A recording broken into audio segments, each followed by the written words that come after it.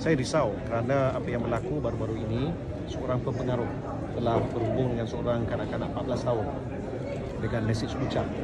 Ini perkara yang sedang berlaku dalam kalangan masyarakat kita, dan saya sangat-sangat risau anak-anak kecil yang mungkin tidak tahu, tidak faham penggunaan media sosial.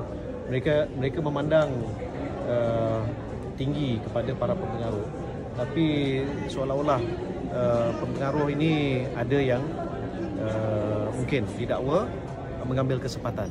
Ini perkara yang sangat-sangat saya kesali, dan untuk elakkan daripada warga kepentingan komunikasi ada apa-apa masalah ataupun ni, saya minta supaya ibu bapa yang merupakan dari kalangan warga kepentingan komunikasi untuk meminta anak-anak mereka mengaktifkan akaun media sosial sekiranya mereka bawah usia 13 tahun.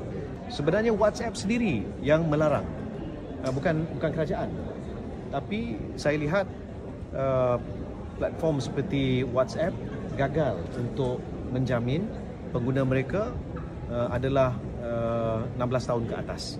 Jadi di sini kita akan teliti beberapa langkah yang mungkin perlu kita ambil untuk aktiviti verifikasi ataupun pengesahan identiti. Ini untuk mengelak daripada kanak-kanak terutamanya menjadi mangsa kepada sexual predators.